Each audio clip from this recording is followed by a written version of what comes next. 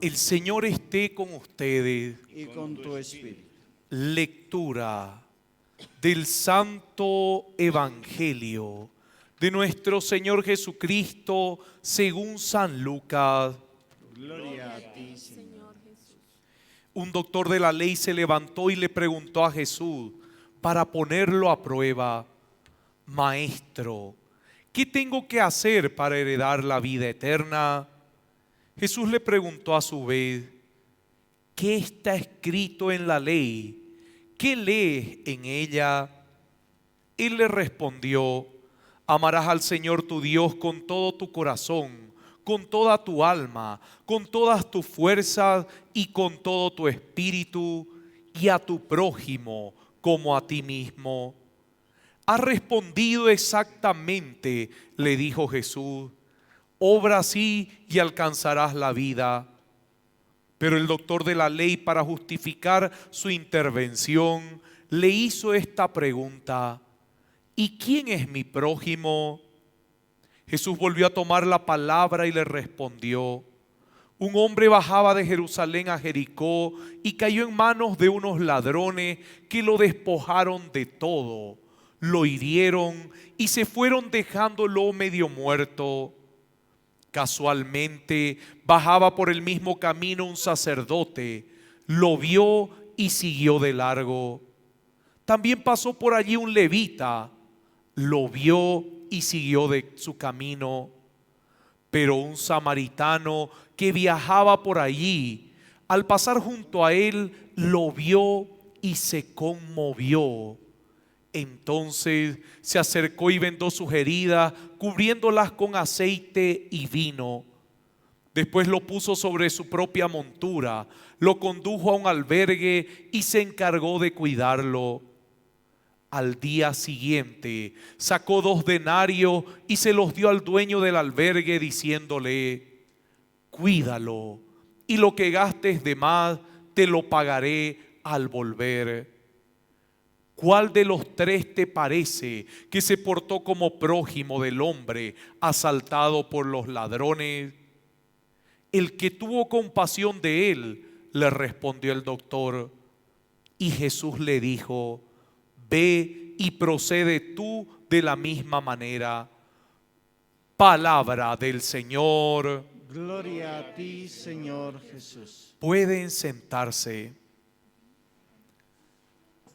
Queridos hermanos, mire, estamos presentando a una figura especial, un doctor de la ley. A ver, ¿a quiénes se les da el título de doctor en este tiempo? Cuando usted estudia una carrera normal de 5 años, le dan el título de usted se prepara más y hace una especialidad y le dan una maestría. Y cuando usted quiere dominar la materia, usted estudia más y le da un título de... ¿Qué significa? Que usted domina lo que ha estudiado. El doctor es el que domina, el que verdaderamente está con todas las cosas claras de lo que ha preparado durante su vida. Lo mismo era con este doctor de la ley. Era un hombre que dominaba la ley, era un hombre que dominaba todo lo que estaba dentro de las escrituras antiguas. Y póngase a pensar,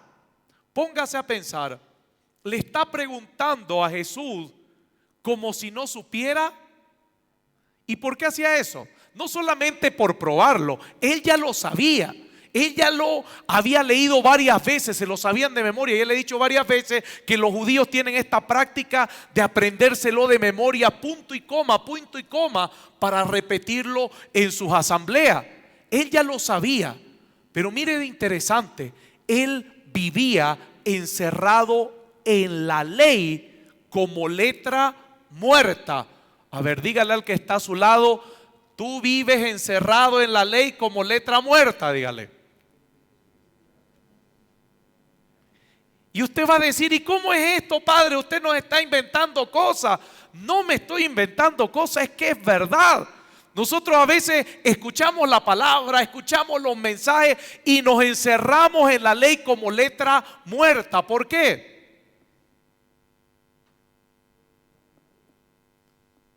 A ver, ¿quién fue a la escuela? Levante la mano. Todo. ¿A quién le dieron de tarea leer, por ejemplo, a ver qué libro estaba? La Odisea. ¿Le dieron esa tarea cuando estaba en la escuela? Creo que a todos nos ha dado. ¿Qué otros libros los han hecho leer? Los libros de Cuauhtémoc Sánchez eran los más comunes. ¿Cómo era? Sangre de campeones. Mire, todo eso lo hemos leído, ¿no ve? ¿Se acuerdan más o menos de algo? Muy bien. ¿Cuál es el problema? Leemos las cosas, nos acordamos de algo, pero no aprendemos a ponerla en práctica. Es por eso que mucha gente que leyó, ¿qué se llama esa la que habla del aborto de Cuauhtémoc Sánchez? Un grito desesperado. Muy bien, él se acuerda. Mucha gente lo leyó, muchos adolescentes lo leyeron, pero muchos practicaron el aborto.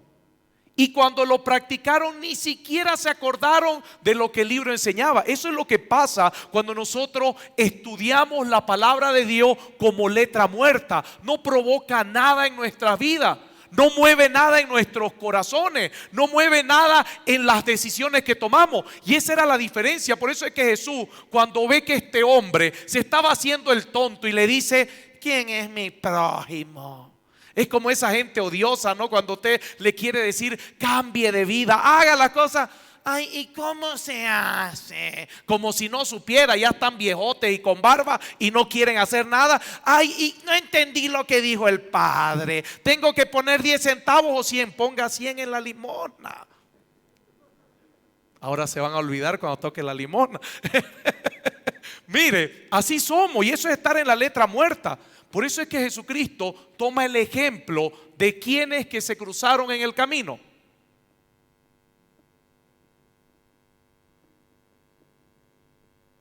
¿Qué simbolizan los levitas y los sacerdotes?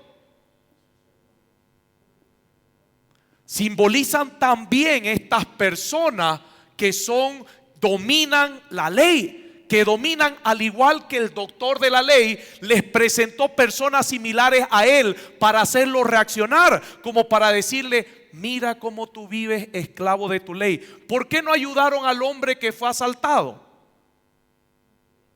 ¿Por maldad?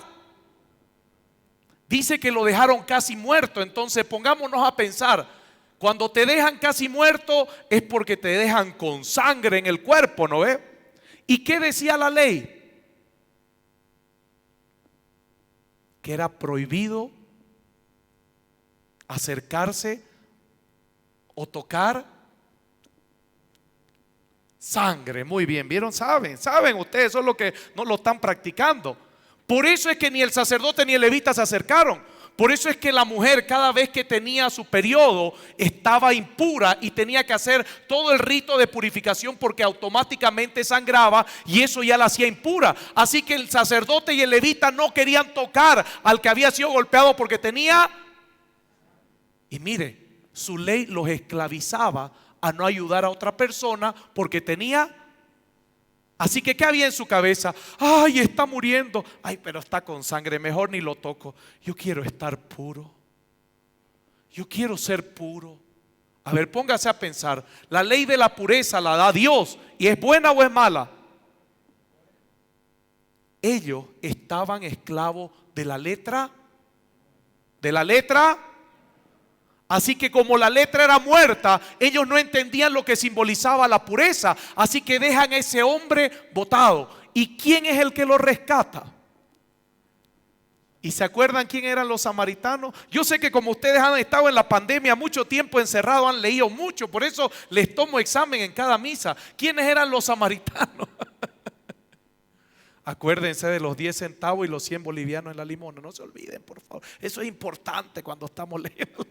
¿Quiénes eran los samaritanos? Eran estos judíos que se apartaron de la ley cuando fueron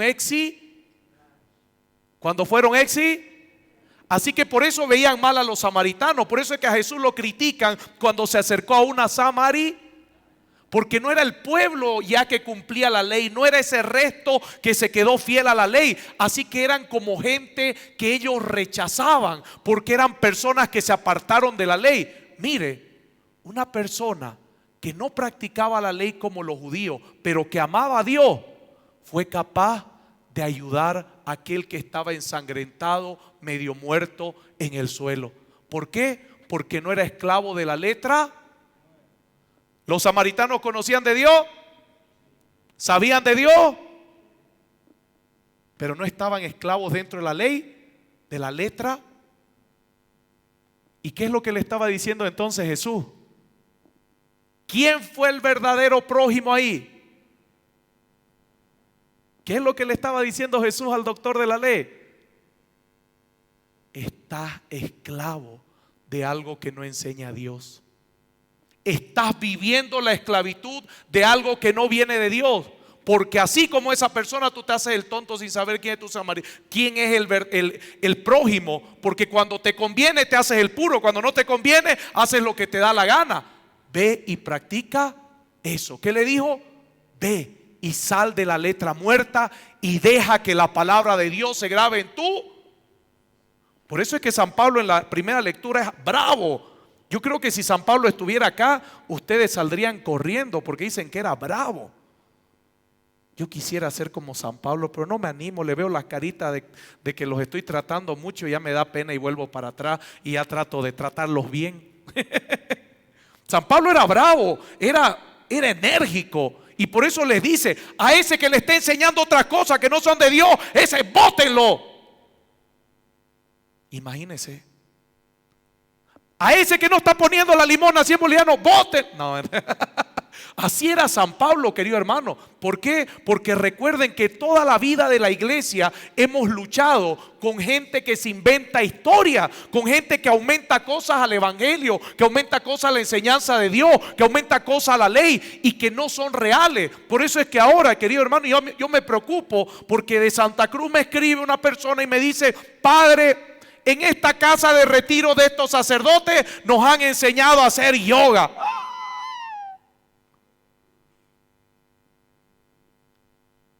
Mire, así que cuando yo les predico que el yoga es malo, estos hermanos sacerdotes en su casa de retiro le dicen: no, ese padre exagera, no le hagan caso, es un gritón, aquí vamos a hacer yoga. No, aquí vamos a ser cristianos, querido hermano, no vamos a hacer yoga. Aquí vamos a ser cristianos, no vamos a hacer yoga. Y se da cuenta, eso es lo que San Pablo peleaba desde esos tiempos. Aquí somos cristianos y Cristo nos ha dejado una enseñanza clara y no nos podemos apartar de esa enseñanza, porque si no nosotros hacemos que los demás se pierdan. Mire de interesante, el yoga es una práctica, vamos a ver si me acuerdo de la palabra, centrípeta. ¿Saben lo que es centrípeto? Que va hacia, o sea, cuando yo hago yoga, todo es hacia mí. Las energías, la armonía, toda la paz del universo y de las constelaciones. El cristianismo es centrífuga, ¿o me estoy equivocando? Sí, centrífuga. El yoga es centrípeto. El cristianismo es, porque el cristianismo es de mí hacia los demás. Del amor que tengo de Dios, amo a mí. Y mire lo que es el yoga: que todo venga hacia mí, la paz, la armonía, la tranquilidad, yo y solamente yo. ¿Y qué me importa si los otros se mueren? ¿Se da cuenta? Por eso es que San Pablo era tan agresivo al decir: el que esté enseñando otra cosa, bótenlo. Porque, queridos hermanos, hace que la gente se pierda. Y cuando la gente se pierde de su fe, cuando le toca enfrentar cosas que son duras en la vida, claro, como ya no está agarrado de Cristo, sino que estaba agarrado de él mismo, se viene. ¿Cuántos han tenido que enfrentar cosas que no sabían cómo enfrentarla? Levanten la mano. Muy bien, vayan y practiquen yoga y se van a hundir más en sus problemas. ¿Y qué es lo que hace Cristo con nosotros cuando nos toca enfrentar cosas que cuestan?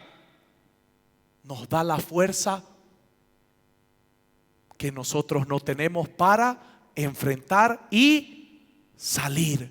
Mire la gran diferencia, querido hermano. Por eso es que Pablo es tan agresivo y por eso es que Jesucristo le muestra esto. Cuidado, tú con la ley muerta te estás encerrando en lo que a ti te conviene. Esa no es la ley de Dios. La ley de Dios tú la acabas de decir, amar a Dios sobre todas las cosas para amar a tú. A ver, mire, haga así. Esclavo. Esclava. Haga así. Ahora les hago la pregunta que le acabo de decir. ¿Cómo es la práctica cristiana? Acabamos de hacerla. ¿Cuál de las dos es? ¿Así? ¿Cómo es? Y mire el símbolo de libertad. Hasta el mismo Cristo murió en la cruz con los brazos abiertos para enseñarnos cuál es la enseñanza de Dios, la verdadera enseñanza de Dios y no la letra muerta que nosotros los seres humanos estamos continuamente haciendo. Amén.